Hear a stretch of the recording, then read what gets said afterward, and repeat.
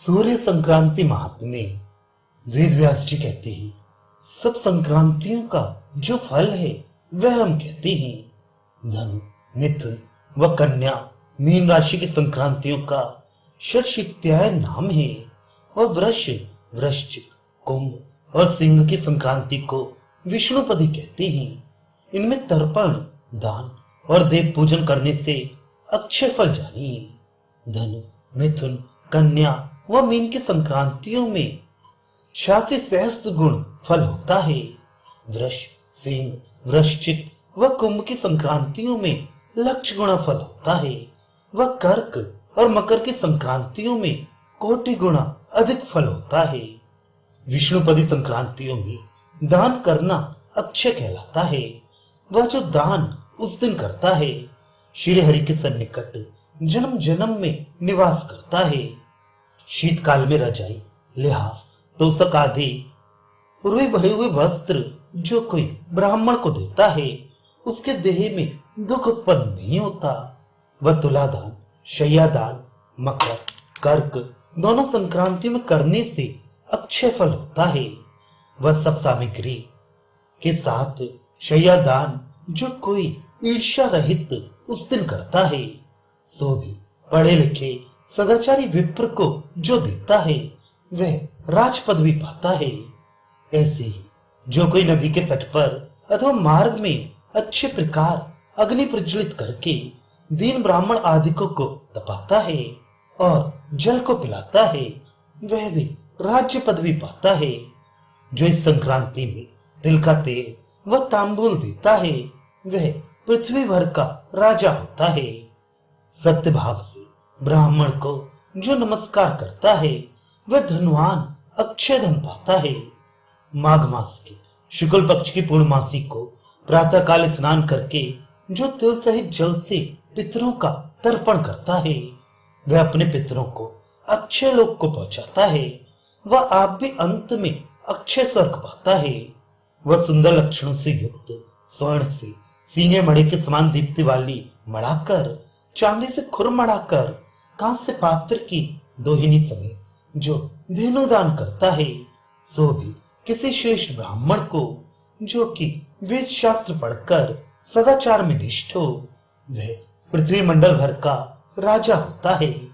वह जो अन्न और गहना ब्राह्मण को देता है, वह एक मंडल का राजा होता है या धनवान होता है। वह जो कोई पूर्णमासी को सब सामग्री समेत तिल धेनु ब्राह्मण को देता है, वह 7 जन्म के किए हुए पापों से छूटकर अक्षय स्वर्गवास पाता है।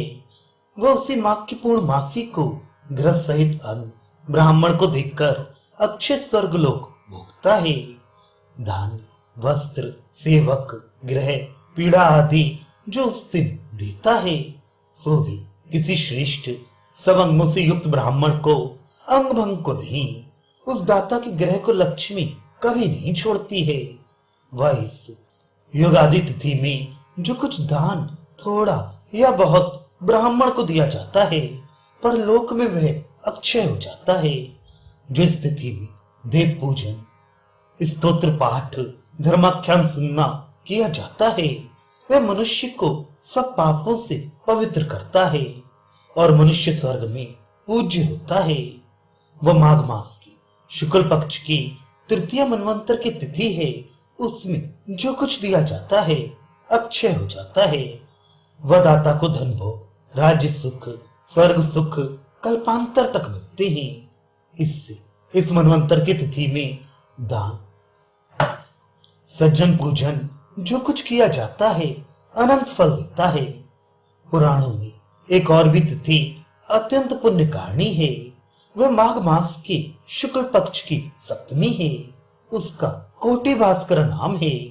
इस पुण्य तिथि में उपवास करके मनुष्य जन्म बंधन से निसंशय छूट जाता है, क्योंकि माघ शुक्ला सप्तमी सूर्य ग्रहण के तुल्य होती है। अरुणोदय बेला में इस तिथि में स्नान करने का महाफल है।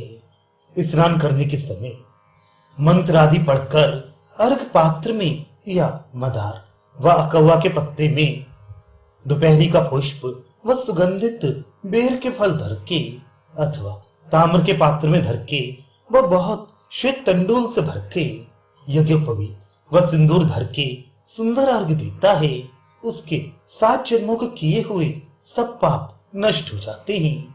तब तक चाहे उसके पितर नरक में पड़े हुए पीड़ित ही होते हो, वह अनेक दुखदायी रोगों और पापों से पीड़ित होता हो, परंतु जैसे ही इस सप्तमी में स्नान आदि करता है, पितर तुरंत दुख से छूटकर स्वर्गवासी होते हैं।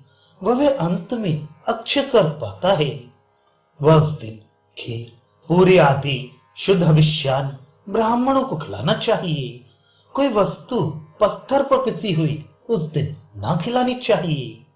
न सिवहा राई सरसों का शाक खिलाना चाहिए।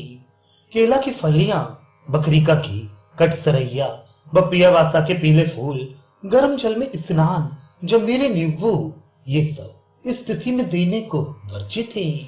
वह ये सब पदार्थ सूर्य को कभी भी नहीं देने चाहिए। वह उस दिन व्रत रहने वाले को अनर्थ ना बकना चाहिए, केवल धर्म चिंता करनी चाहिए।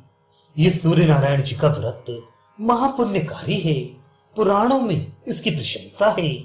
उसके व्रत रहने व स्नान दान आदि करने से सहस्त्र कोटियों वर्षों तक प्राणी सूर्य लोक में जाकर सूर्य ही के समान नाना प्रकार के सुख भोगता है।